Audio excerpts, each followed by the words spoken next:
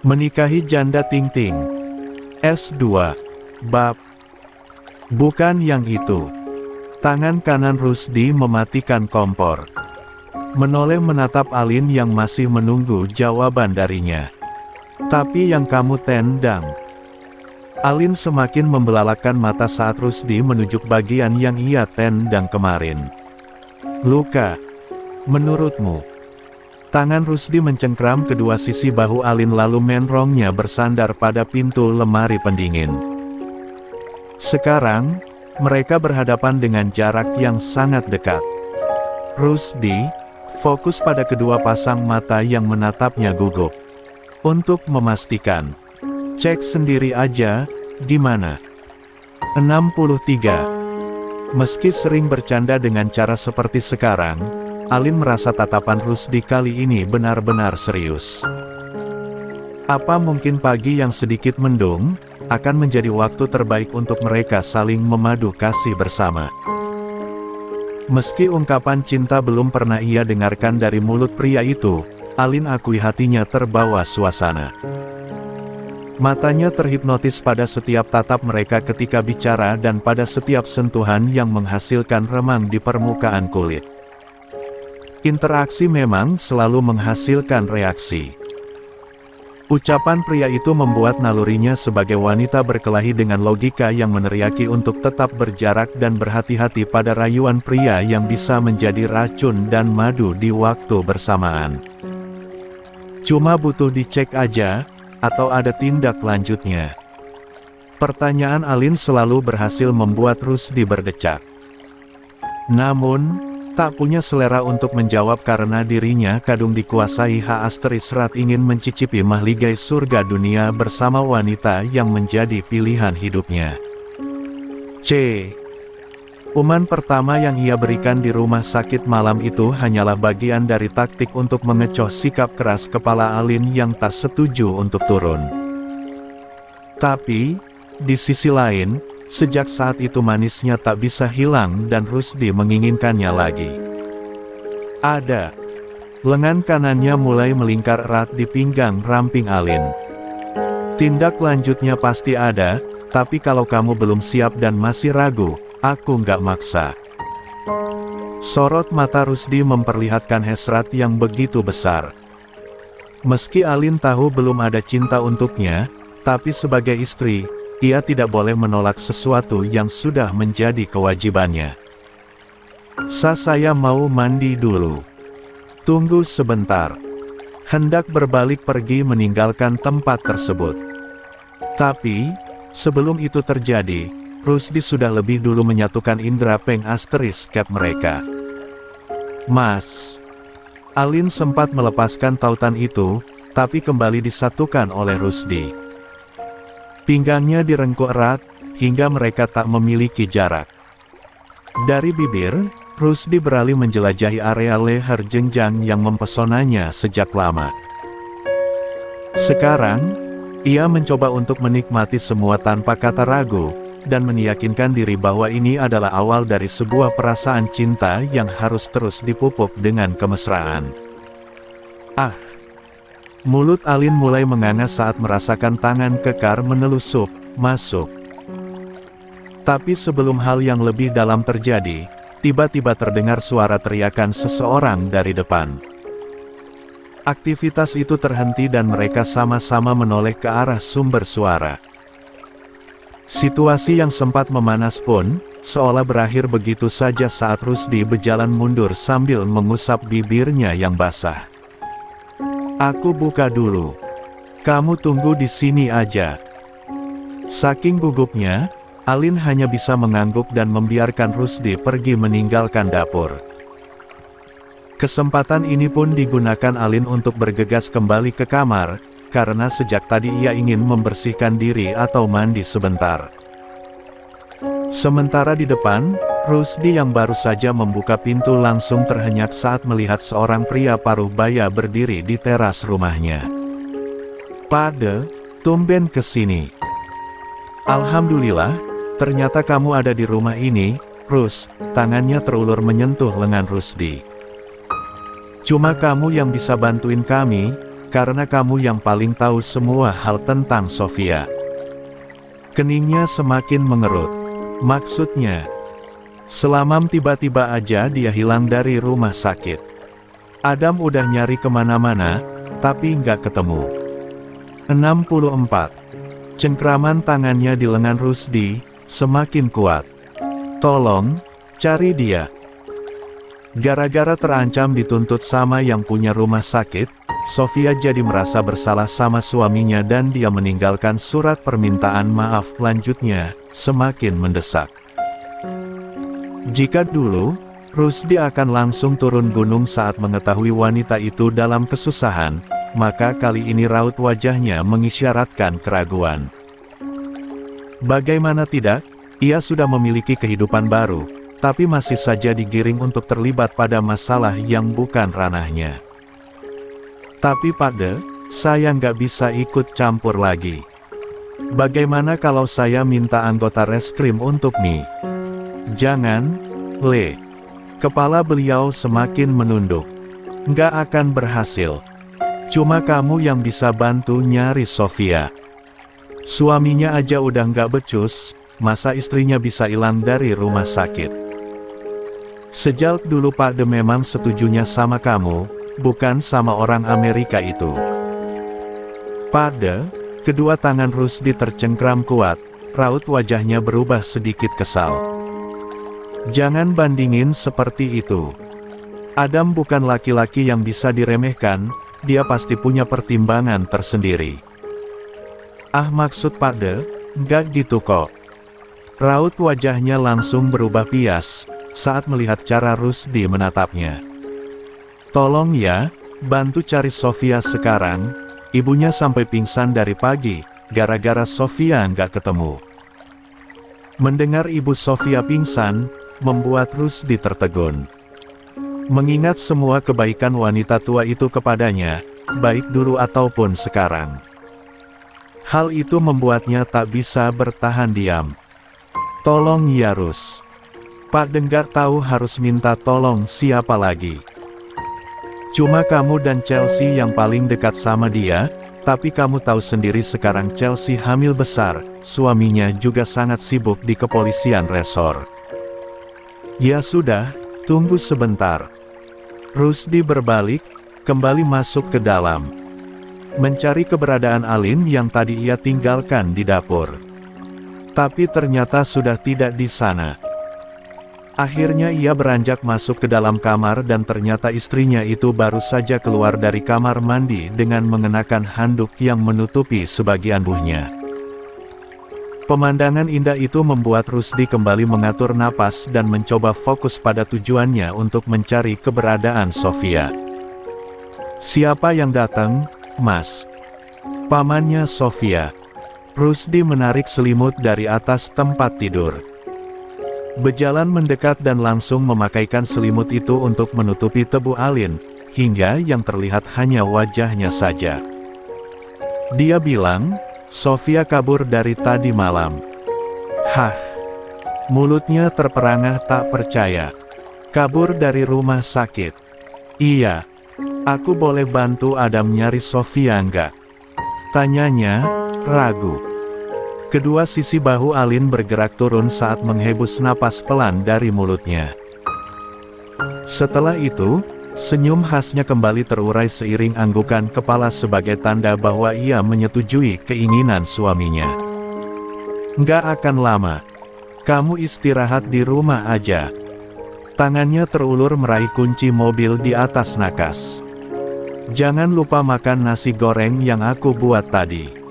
Oke. Iya, nggak usah khawatir. Saya pasti abisin.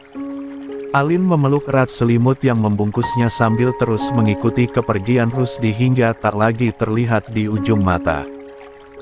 Sekarang, tinggal ia sendirian di sana. Menatap daun pintu yang sudah tertutup rapat. Secerca rasa cemburu pun mulai membuatnya gelisah, tapi berusaha untuk bersikap biasa saja, karena sadar bahwa ia harus menerima kenyataan, suaminya mempunyai masa lalu yang tidak bisa dilepaskan begitu saja. 65. Mobil yang dipacu oleh Rusdi melaju dengan kecepatan tinggi hingga akhirnya sampai di depan rumah orang tua Sofia. Tak lama, motor yang dikendarai Pak De juga tiba dan langsung diparkir di halaman depan. Melihat Adam duduk tertunduk di kursi teras, Rusdi pun berinisiatif untuk mendekat. "Dam, belum ada tanda-tanda dia di mana." "Rus." Kedatangan kasat reskrim itu membuat Adam langsung berdiri. "Belum. Aku udah bayar orang untuk nyari. Tapi sampai sekarang belum ada kabar." "Apa kamu tahu, kira-kira dia kemana?" Pertanyaan itu membuat Rusdi berpikir keras. Mencoba mengingat-ingat setiap tempat yang biasanya dikunjungi Sofia saat ingin menyendiri. Cukup lama, hingga ia mondar-mandir di teras. Meski begitu Adam, Pak De dan seorang lainnya masih menunggu jawaban yang diharapkan bisa menjadi titik terang. "Kayaknya aku tahu," ucap Rusdi pada akhirnya. "Dam, ayo ikut aku ke suatu tempat. Ini akan sedikit memakan waktu." "Pak De juga ikut," sahut pria parubaya itu sambil mengangkat sebelah tangannya. "Ya sudah, ayo berangkat." "Tunggu Mas Rusdi," sahut seorang kerabat Sofia. "Temui ibu dulu.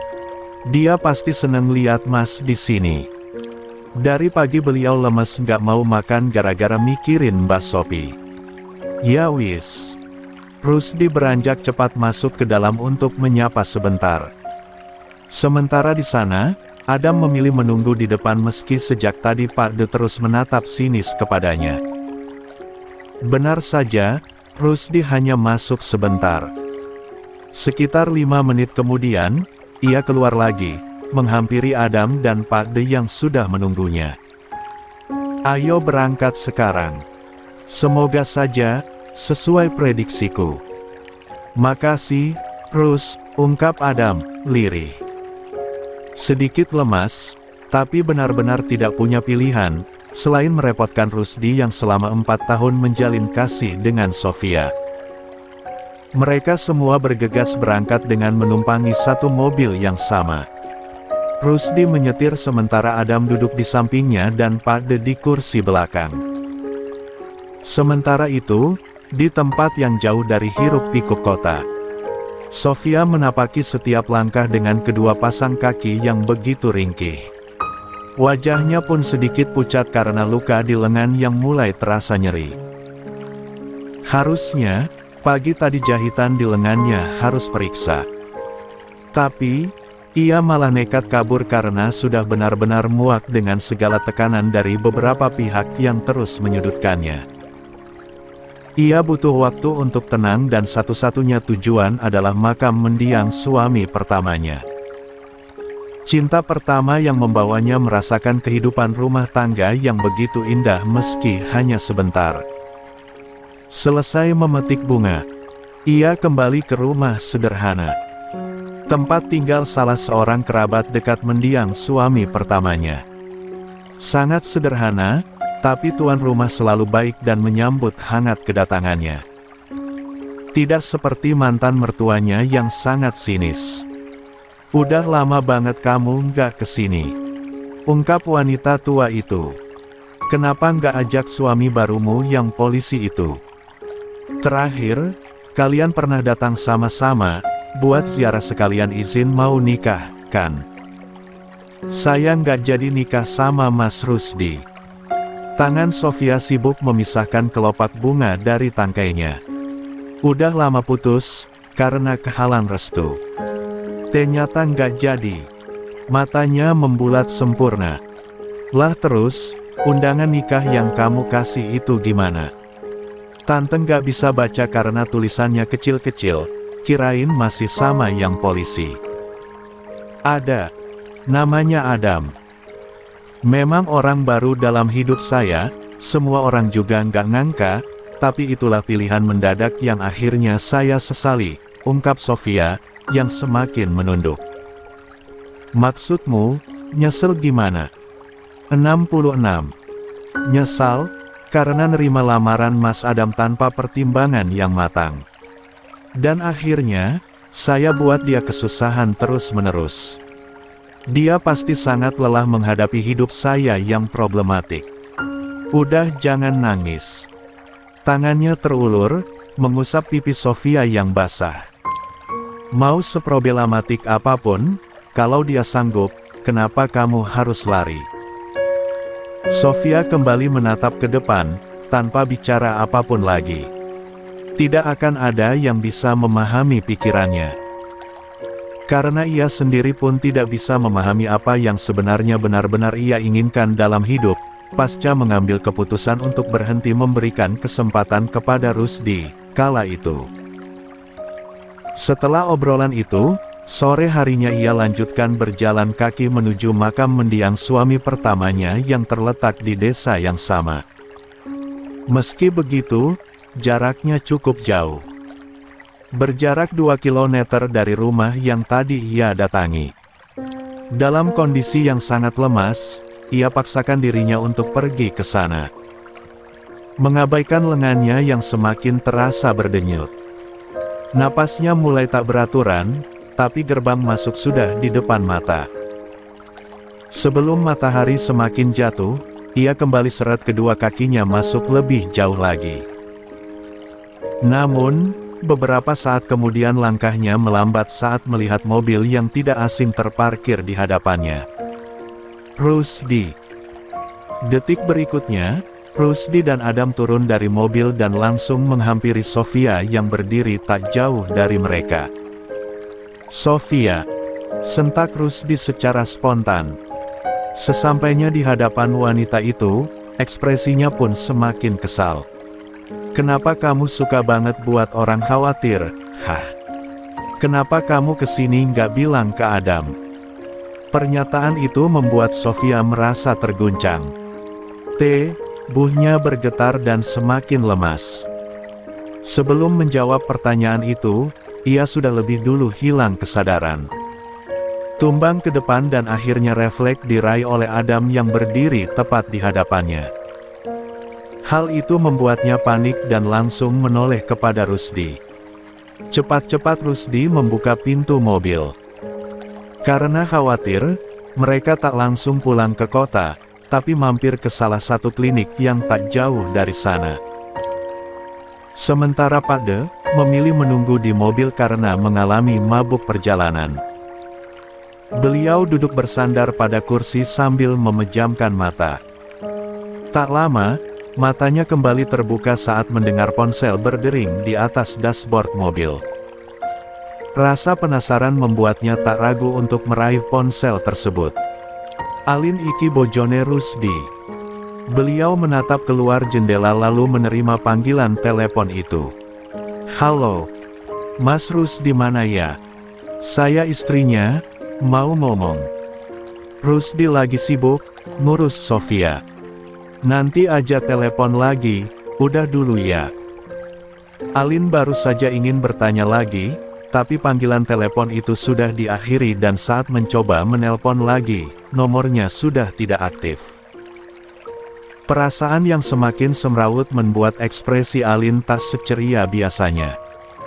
Padahal tadinya ia hanya ingin memberitahu Rusdi bahwa sekarang ia ada di rumah ibu. Neng, gimana udah nelpon masmu? Tanya Bude Rusdi saat menghampiri Alin. Udah kok, Mas Rusdi udah tahu-tahu saya di sini. Alin mengambil alih baskom besar di tangan wanita paruh baya itu. Biar saya yang bersih-bersihin badan ibu. Ya wis, tolong ya. Bude belum masak untuk makan malam. Siap. Alin berbalik kembali masuk ke dalam kamar. Duduk di samping ibu mertuanya yang terus memperhatikan ekspresi sendunya. Tatapan wanita yang terbaring stroke itu seolah mengisyaratkan kekhawatiran. 67. Membuat Alin segera mengurai senyum termanisnya sambil berpose sok narsis untuk menutupi kegelisahannya. Ibu lihat saya terus. Kenapa? Mantunya cantik pisan ya. Ucapan Alin membuat beliau tersenyum. Mulutnya pun mulai bergerak-gerak, memaksakan diri untuk mengatakan sesuatu. Jibab, jibab, jibab. Alin yang mulai terbiasa pun, sudah bisa memahami ucapan mertuanya dengan lebih baik. Oh, ibu mau saya berjilbab. Kepalanya kembali mengangguk. Nanti ya. Insya Allah. Tangannya mengusap ubun-ubun ibu dengan menggunakan kain yang sudah dibasahi dengan air hangat. Maafin ibu.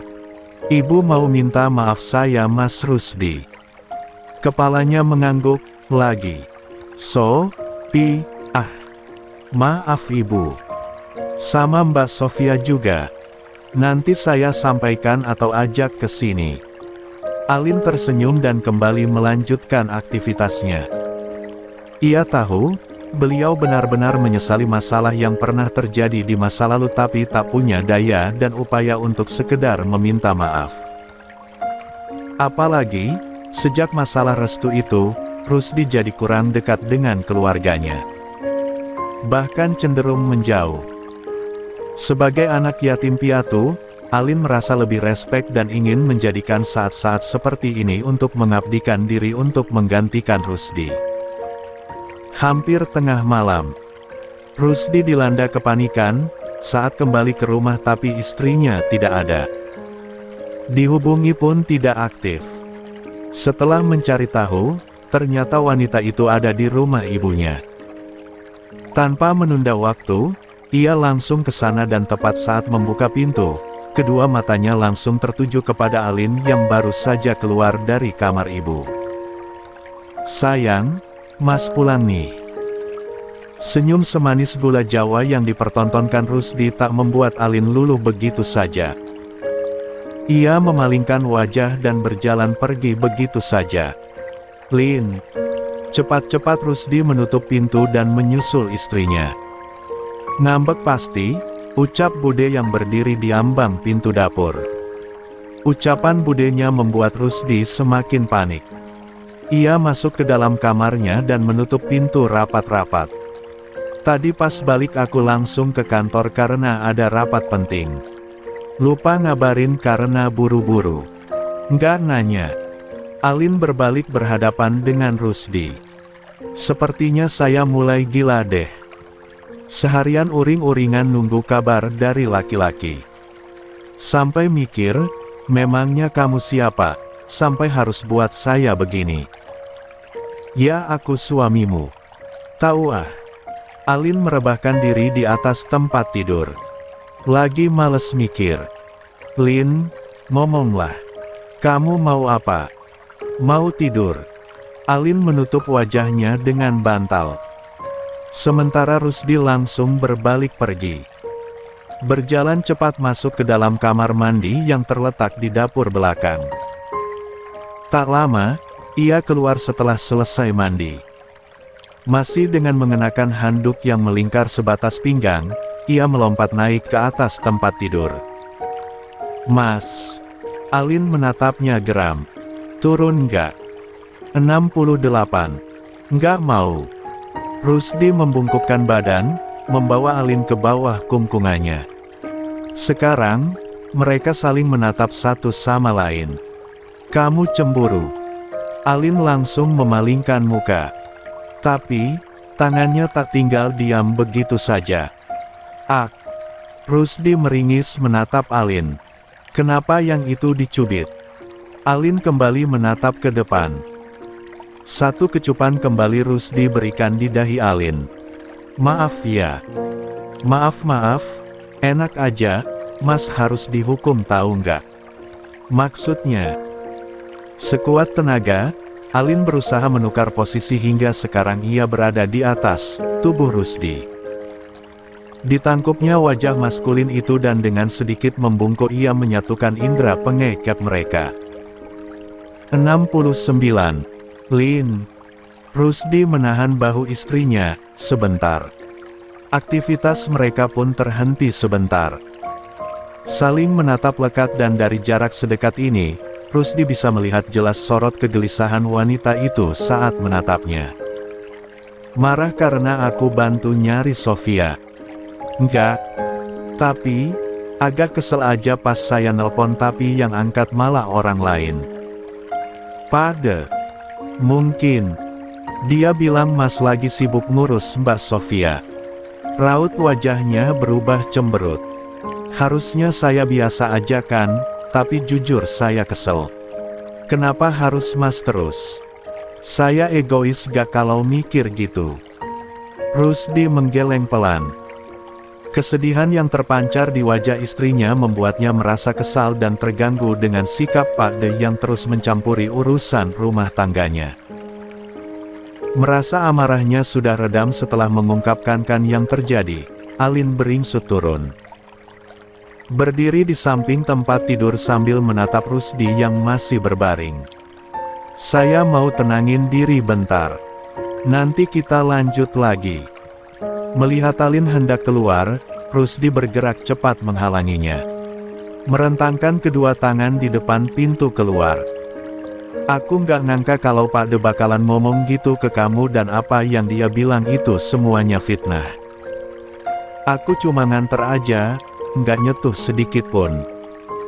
Alina, maaf karena sudah membuat kamu harus merasakan situasi seperti ini dan aku pastikan ini yang terakhir kali. Kamu boleh nggak percaya, tapi izinin aku buktiin. Alin kembali menghembus napas pelan saat melihat kesungguhan di mata Rusdi. Beberapa detik berlalu dan akhirnya ia berbalik, kembali mendekati tempat tidur. Lin, kamu mau apa? Tanyanya khawatir. Kembali berbalik badan, menatap lurus ke depan. Mau lanjutin yang tadi? Tangan kanannya mematikan lampu utama hingga suasana kamar menjadi remang. Hanya mengandalkan lampu tidur sebagai penerangan. Situasi sempat hening beberapa saat. Saya kasih pilihan terakhir, Alin bersedekap dada. Kita lanjutkan malam pertama ini atas dasar simbiosis mutualisme dan tidak melibatkan perasaan sama sekali. Atau, kita lanjutkan atas dasar ibadah, dalam artian harus melibatkan hati dan menata masa depan. Mas boleh pilih salah satunya. Karena jika bicara kewajiban, mau serius ataupun tidak, saya akan tetap menyerahkan diri saya seutuhnya, malam ini. Cek, opo iki dek? Rusdi menunduk sebentar sebelum akhirnya kembali menatap Alin. Kamu bukan pilihan, tapi tujuan. Langkahnya berlanjut dengan cepat. Memegang kedua sisi bahu Alin, didorong pelan hingga bersandar pada lemari. Jangan merendahkan harga dirimu dengan beranggapan aku manfaatin 500 juta itu untuk mendapatkan hakku sebagai suami. Aku kepengen ngelakuin ini, karena ibadah dan menata masa depan sama kamu. Alin tertegun beberapa saat, menatap kedua pasang mata itu. Mas, dalam sayang, janji nggak mundur. Nggak akan pernah mundur. Tangan Rusdi menelusup ke celah leher Alin. Menariknya mendekat dan mengecup bibirnya singkat. Jangan lari. 70. Nggak akan lari. Kaki Alin menjijit melingkarkan lengannya pada bahu kokoh itu. Satu kecupan ia berikan di telinga Rusdi. Jangan berpaling. Nggak akan pernah berpaling. Ah. Suara desahnya spontan keluar saat Rusdi menariknya secepat kilat. Kembali berbaring di atas setempat tidur. Jangan ragu. Nggak bakalan ragu. Dengan satu tarikan, Rusdi membuka, atau lebih tepatnya merusak kancing baju Alin hingga terlepas tanpa sisa. Sekarang, yang ditutup-tutupi sudah terpampang jelas di depan mata. Jangan cegah aku. Nggak bakalan dicegah. Lampu hijau itu tak disia-siakan oleh Rusdi. Badan untuk tegap perlahan membungkuk minyak sapi gundukan yang ternyata lebih besar dari bayangannya. Mas. Lah merasakan sensasi yang aneh dan kurang nyaman saat lidah Rusdi berkutat di atas permukaan puting kecil berwarna coklat kemerahan. Jangan digigit. Sakit. Nanti lama-lama nggak kok. Rusdi kembali menegapkan posisinya. Membuka H4 enduk yang masih melingkar di pinggangnya. Jangan takut. Aku cuman mau pastiin masih berfungsi atau tidak. Takutnya ada masalah gara-gara kamu tendang kemarin. Kedua mata Alin membulat sempurna. Ini mah udah pasti masih berfungsi. Kelihatannya sih. Tak sanggup melihat yang sudah berdiri tegap paripurna, Alin spontan memalingkan wajah ke sembarang arah. Tetap lihat aku. Rusdi kembali membungkuk, menatap lekat. Matanya terus fokus kepada Alin, tapi tangannya mulai menarik turun sesuatu di bawah sana. Kita rasain bareng-bareng. Tapi jangan ribut, kamar ini nggak kedap suara. Alin mengangguk, gugup. Semakin bertambah gugup saat merasakan tangan Rusdi mengusap punyanya sampai terasa basah. Pelan-pelan. Iya, jangan berisik ya. Alin memekik spontan. Udah dibilang jangan teriak, iya sih dek. Cepet banget. Gimana nggak teriak, ucap Alin berbisik. Sepertinya saya nggak sanggup deh. Dicicil aja gimana? Kepalang tanggung. Rusdi melihat ke bawah sebentar, lalu kembali menatap lalu kembali mencium Alin. Saat merasa istrinya sudah mulai rileks, Rusdi kembali mendorong tanpa jeda. Alin menepuk-nepuk punggung Rusdi, seolah memintanya untuk berhenti. Tapi, yang terjadi malah menerobos tanpa henti dan akhirnya lolos tanpa hambatan. Hembusan napas Rusdi terdengar bergetar saat merasakan nikmat tiada taraf. Ia peluk Alin dekat erat seraya terus bergerak. Maju mundur tanpa henti dan frekuensinya pun terlihat cepat. Alin tak bisa mengeluarkan suara apapun lagi, karena mulutnya dibikap dengan klum 4N yang semakin dalam. Malam itu, mereka tunaikan untuk pertama kali.